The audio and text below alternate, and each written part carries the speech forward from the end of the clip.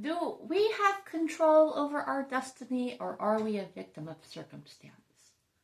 How much of a hand do we have to play in it? How much is our choice? How much is fate? How much is divine intervention? Maybe you believe in this stuff, maybe you don't. These are questions that I ask myself, and I have to say that over the past 3 weeks, so much has changed, and so many opportunities and doors have opened for me that it's really hard to wrap my head around. Because for the past 6 months, I've been in a really dark place.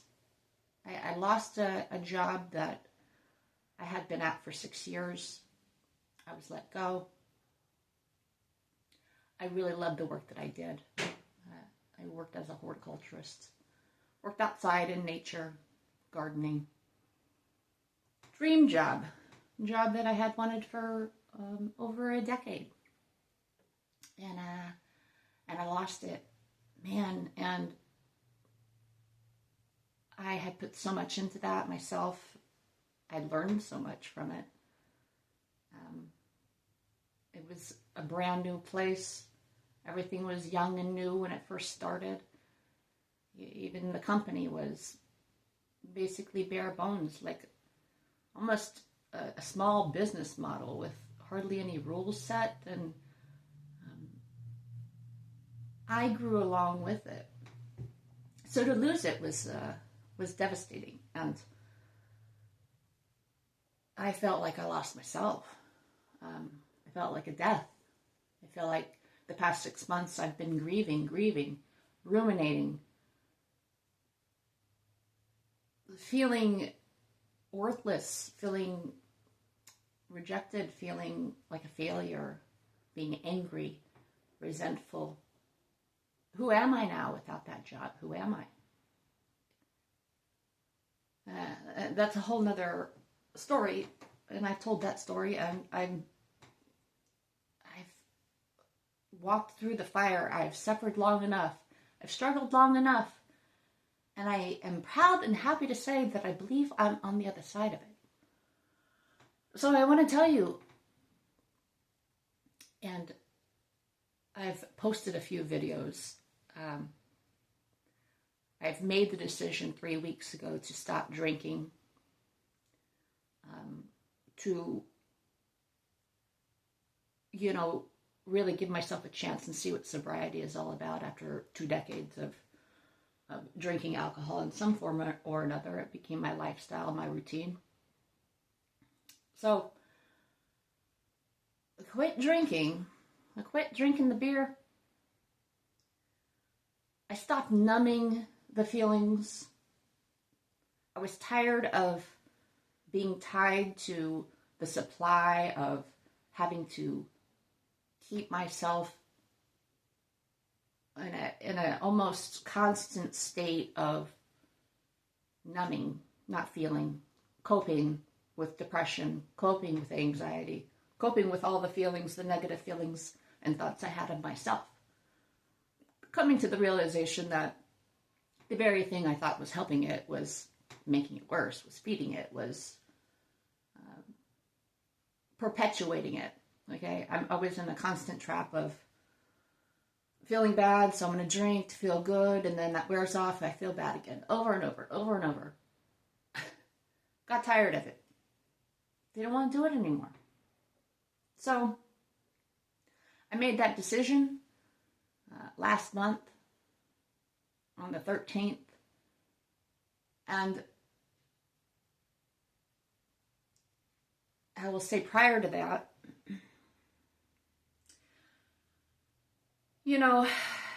getting to the point that, all right, well, I'm going to have a job. I got to find a job. What am I going to do now? Am I going to stay in the same field? I have all kinds of experience and different occupations. I've done all kinds of different things. Warehousing, retail. A lot of hands-on jobs, horticulture. I have 25 years of experience in all kinds of things. And when I first got let go, I took off and I took some time and I spent some time with family and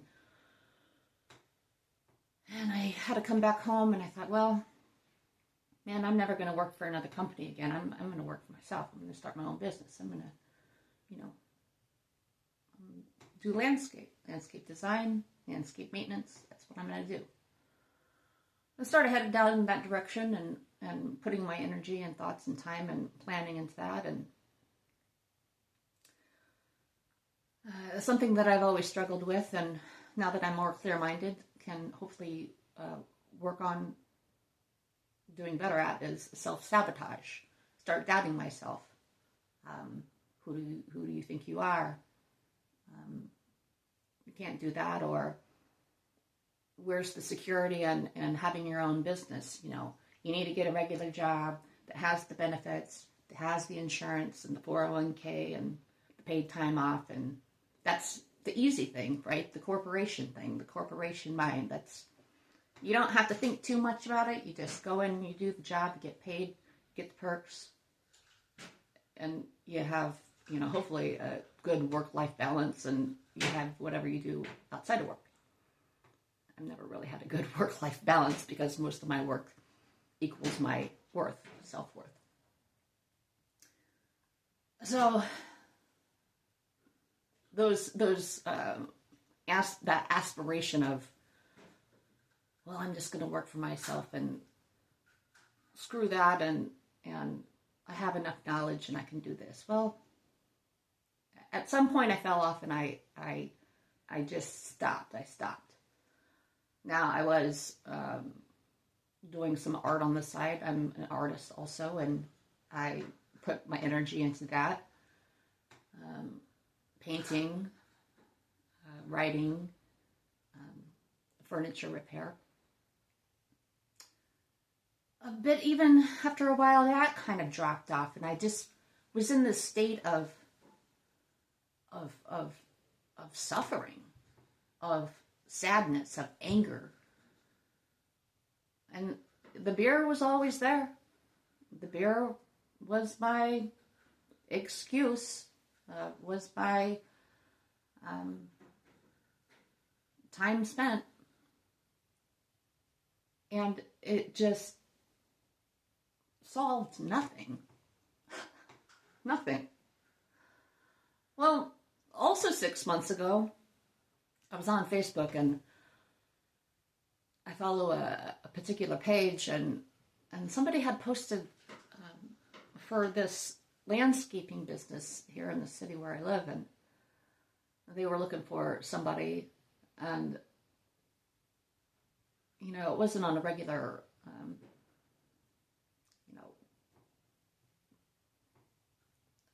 a page that like LinkedIn or Indeed, or it wasn't that. It was just a very small business, and this person did a post, and they were looking for a landscape maintenance person, and I thought, that's interesting, but I wasn't ready to get back in and get into the groove of work, and I thought that I wanted to work for myself, so I didn't pursue it. Months went by, and I thought, well, yeah, I'll fall back on and go back to working in a warehouse. Yeah, I know how to do that. This staying small thing, the drinking keeps you small. The going backwards, I felt like I was going backwards to work in a warehouse, staying small. And I saw this post for a position for a company I had worked at before in a warehouse. Great pay, knew what the job was because I had done it. Some time had gone by before or since I had worked there, but I thought, oh man, I'm a shoo-in, and put my application in, had an interview a couple of days after, thought that I nailed it, Had a strange feeling though when I was there and the man walked me around the warehouse, and I saw all the people, and all the people did not look happy, and that really stood out to me because, okay, it's a job and it pays well and I know how to do the job, but am I going to be miserable? Because these people look miserable. But I really needed the job and I really needed the money. And I thought, man, I got it. Well, I didn't get it. It was like the next day after the interview, and I got an email and it said, thank you, but no thank you. And it set me back again. Gosh, I can't even get a job I had before, even though I have all the experience. Well, in hindsight, it wasn't supposed to work out. Hi, yes, a cat here. So, really didn't apply myself over the months. A few times for some different landscaping companies in that field. I put out applications. I think I did one for merchandising. I've done that for a while. Didn't hear back. And was searching for gardening jobs about a month ago.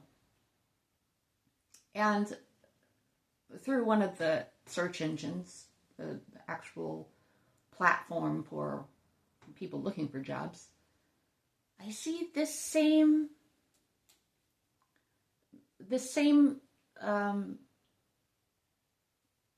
job opportunity that I had seen last August when I was let go come up.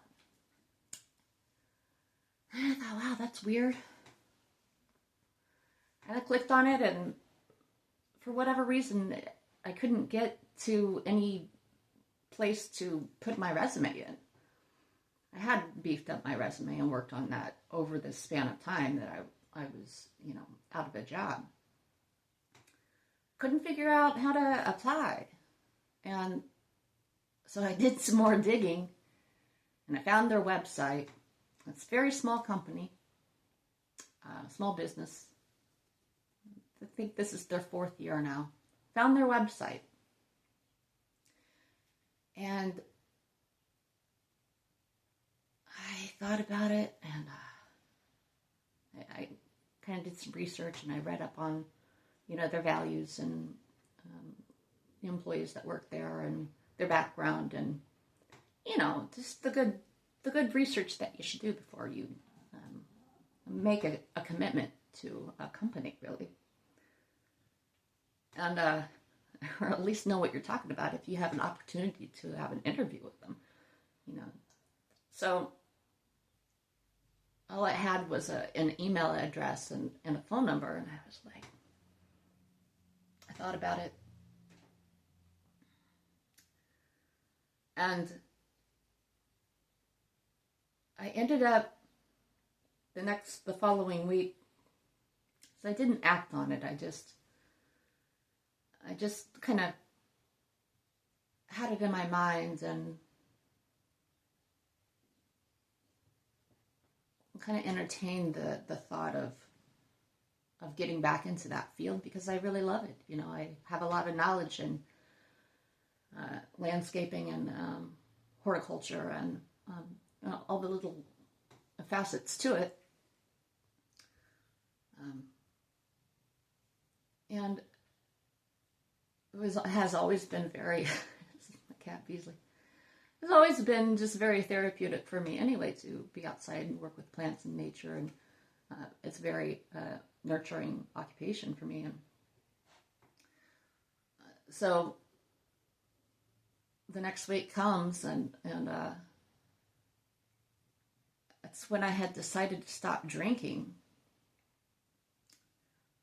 And I had that last beer on a Monday.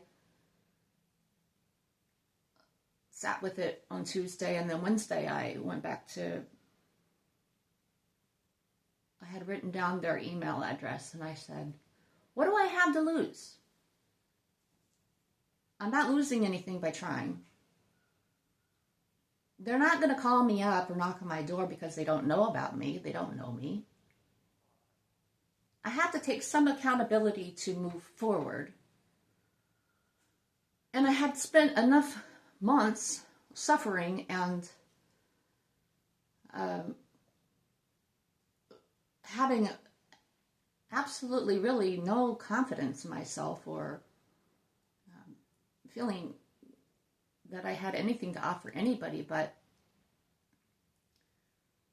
between being tired of drinking and giving that up, being tired of feeling that way, feeling worthless, and quite honestly, needing to get a job, you know, needing to get back out there and needing to give people a chance, give myself a chance, and live again, and get past the grief, you know, stop dwelling in it and ruminating it in it. I had days and days and days and months and nights of dreams of my past job, and I would wake up and then I would have the thoughts, and it was just a perpetual hell. And so that Wednesday I wrote an email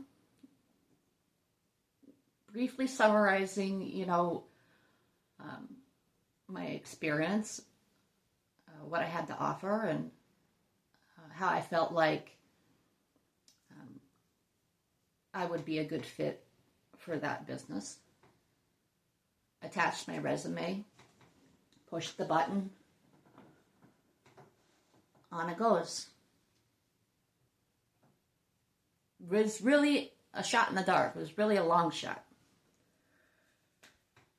And it wasn't but a few hours later that day I got an email back from the lady that owns the business.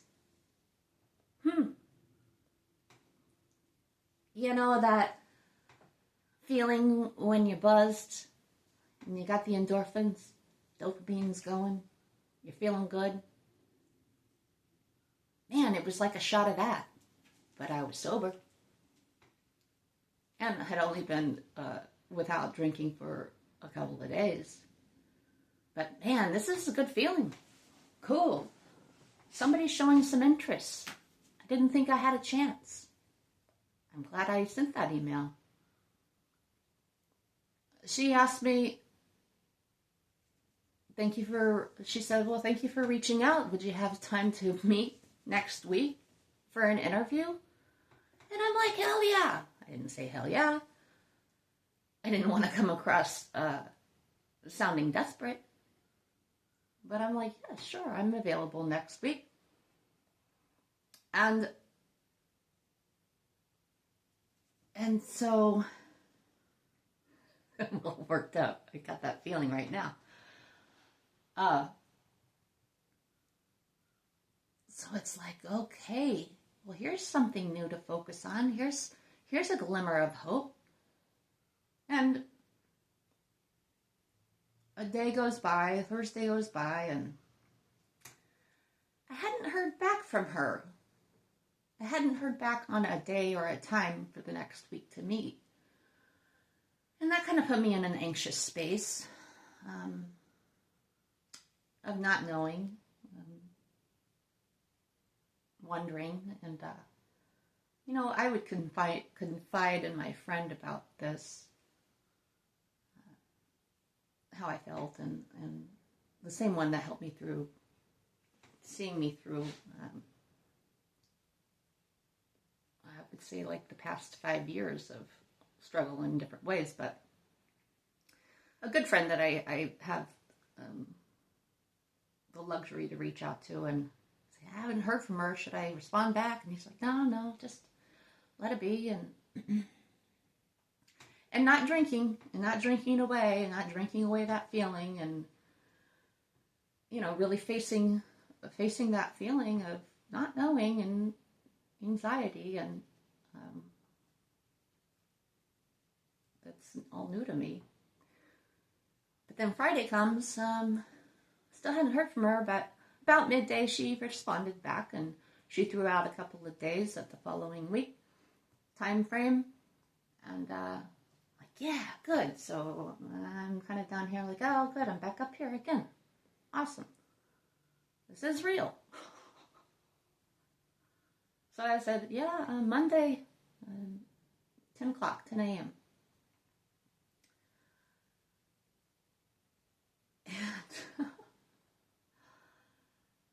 And she responded, and so she responded with a coffee shop that we were going to meet at, and that I should bring a copy of my resume and any photos of the work that I've done, landscaping work that I've done. Man, that feeling hits again. Fear, anxiety, doubt. Can't crush it, make it go away with alcohol. Thank God I didn't. Thank God now at this point I'm at the end of a week where I was 1, 2, 3, 4, let's say 4 days sober. Brain's getting better. Clearer thinking. Emotions leveling out. Just in that short amount of time. And thank goodness I made that choice to stop. Now I have these, not really even obstacles, opportunities coming up that I think I'm better able to cope with and better able to handle and better able to think through what I'm doing, the process, being present, feeling it, all of it, the real living, what it really feels like to experience life. And I got nervous about that. I got nervous about photos. Oh gosh. I was worried about photos. And I had a ton of photos of work that I've done. I have a ton of photos. And, I told my friend, oh man, she's asking this of me.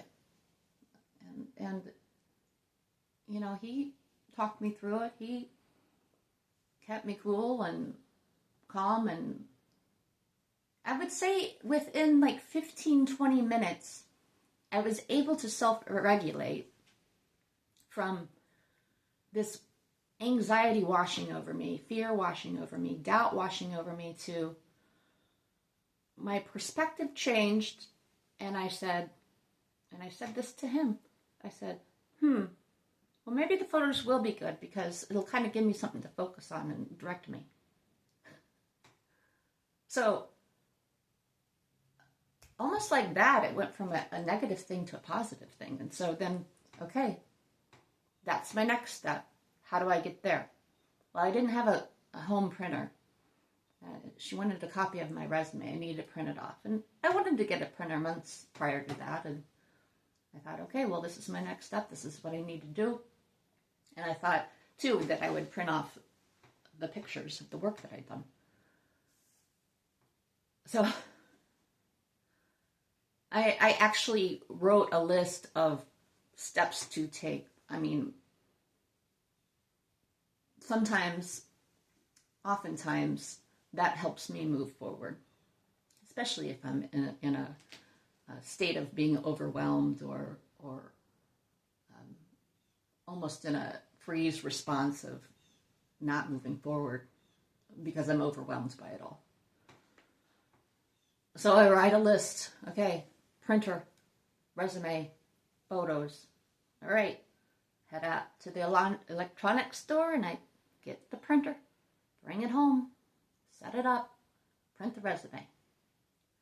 And then in the process, I'm thinking, damn, I'm going to use up a lot of ink printing out photos.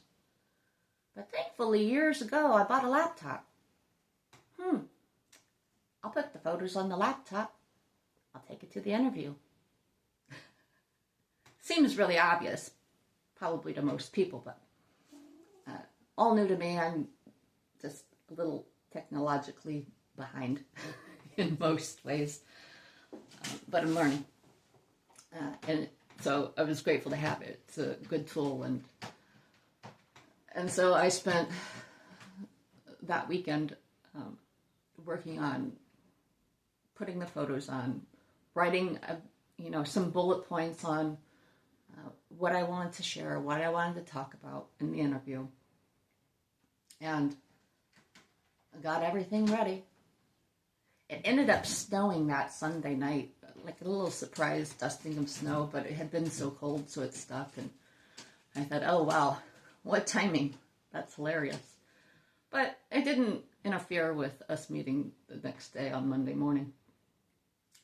And I didn't really feel anxious. I felt a little bit nervous. But I was just keeping in my mind, just like, okay, Chandra, just think of this as just meeting a person, meeting a new person. Think of this as just sharing your work with somebody. Like, if you had your own business and this was a client, this is what would be what you would do. Little mind tricks, that I'm learning that are helpful. So instead of it looking like a negative thing, I turned it into a positive thing. And say, instead of it being anxiety, it was more of like excitement, wonder, curiosity. This is different. This is new. Never even been to the coffee shop. I don't do those things. I really stay home quite a bit. And I'm all right with that, but I've been trying to get out more. So even the aspect of the coffee shop, someplace new, which was not hard to find, and it's not far from my home, even that was a new experience with people. But I looked at that like an adventure, and I showed up there early, and I ordered a chai tea, which I hadn't had in, probably a decade. Sat down with it, had all my stuff, and it was delicious. She was running a little bit late.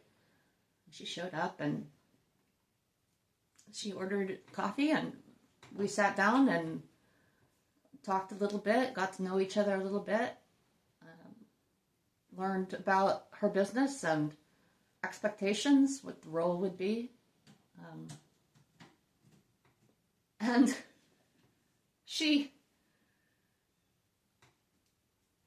set a date to give me a working interview, basically, just to allow me to show up,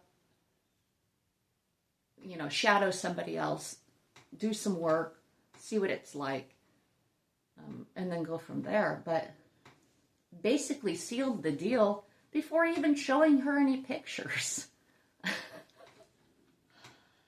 She liked what she heard. And a whole list of things that were like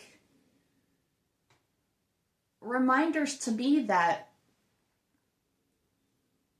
I do have value, and not just in a job that let me go, that I put so much time into and energy into and skill into. But this lady's asking me these questions, and I'm checking off these boxes that go all the way back to when I first started driving at 17 years old. With my first car, she said, "Can you drive a stick?" I said, "Yeah, my first car was a standard." "Great. I've got 2 work trucks. One's automatic, one's standard." I said, "Yeah, I can. I'm probably going to have to practice because it's been 25 years.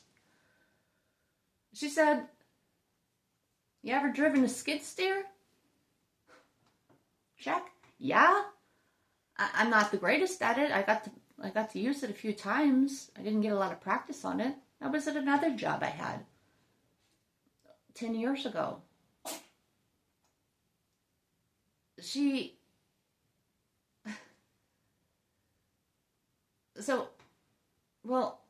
One more thing. She said, "I see you went to school for carpentry." Yeah, I did. I did do that. 7, 8 years ago.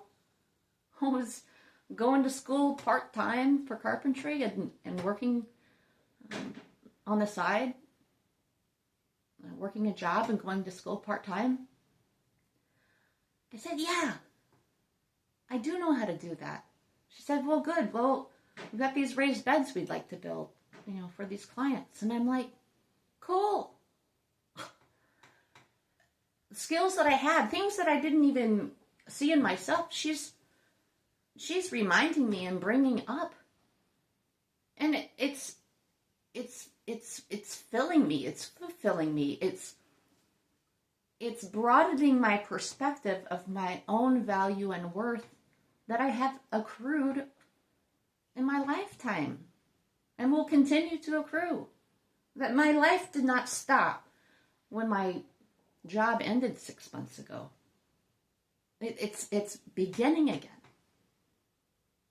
And it's not so black and white. There's all this gray in between. Yeah, I know how to drive a stick.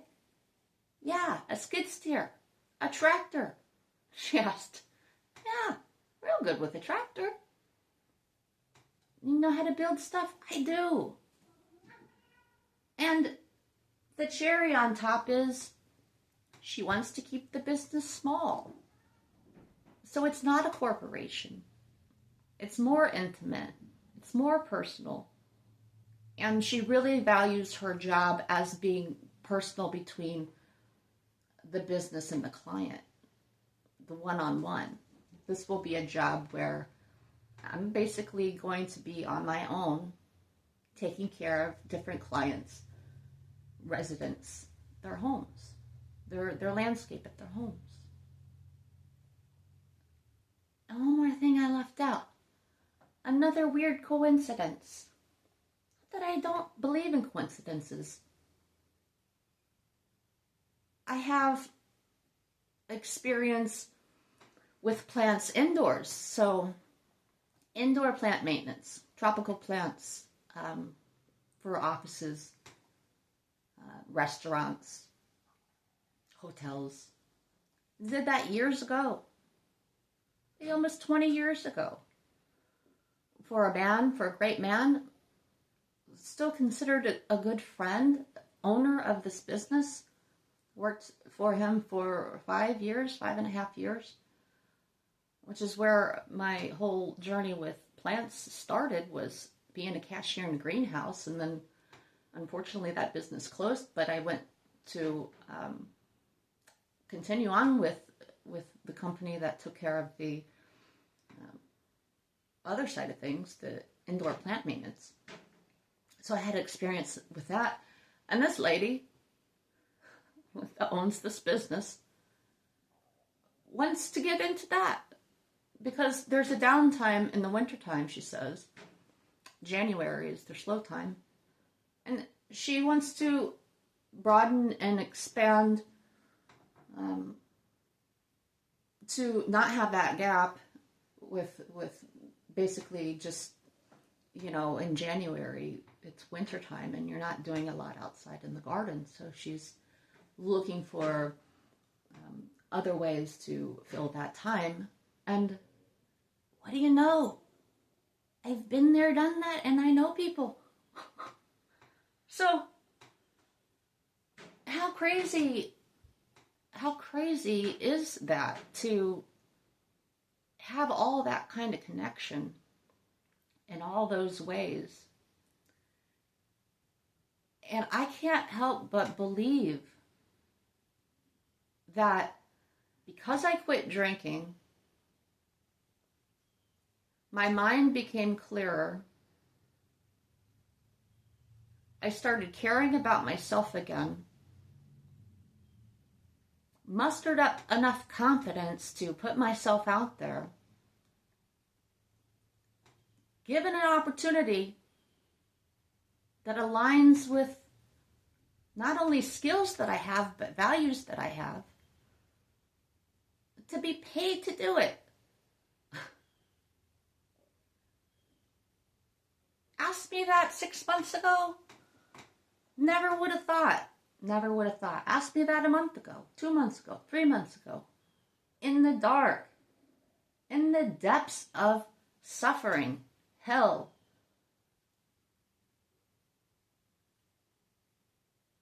A lot out of my control, but a lot in my control.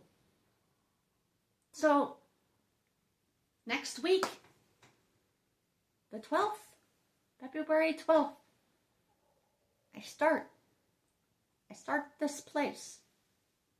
I am given this opportunity. And I'm excited.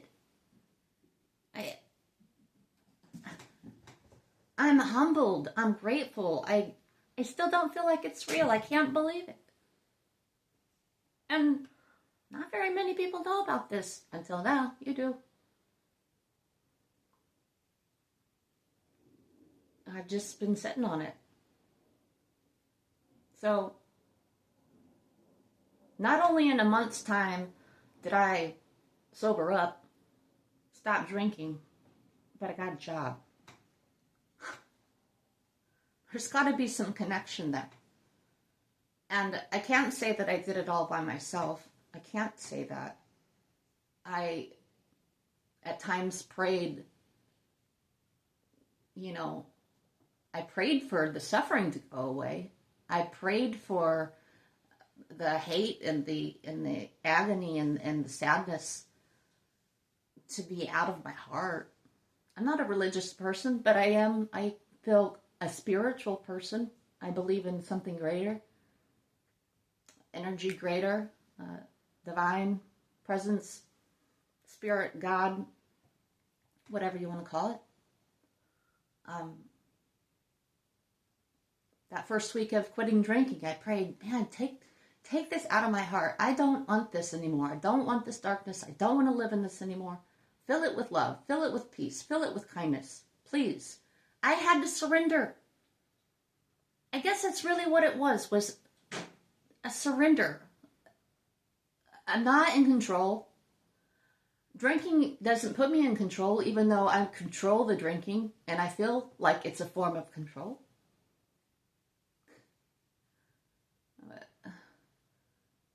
It's self-sabotage. It kept me in a state of despair. I said, please, take this out of me. I don't want it anymore, please. And as these days went by, these things were happening. These good things were happening. Not just within myself, but with opportunities that were being revealed to me. And right before, I think a day before I went to that interview, I prayed. I said, okay, surrendered again. I said, I trust you. I trust this. I'm ready to receive.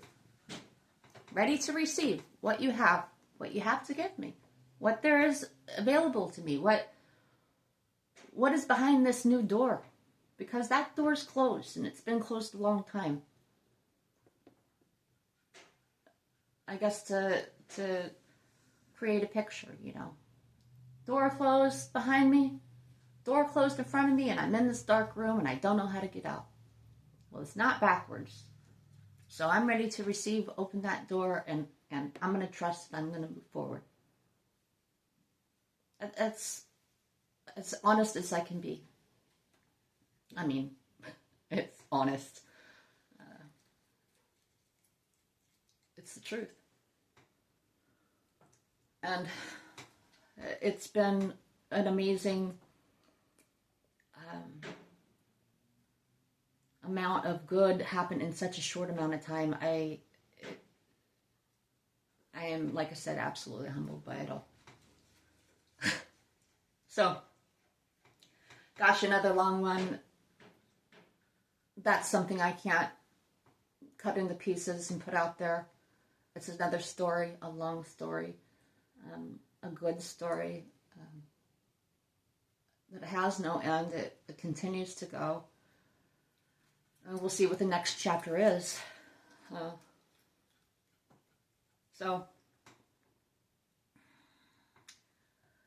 So yeah. Do we have control over our destiny? Are we a victim of our circumstances?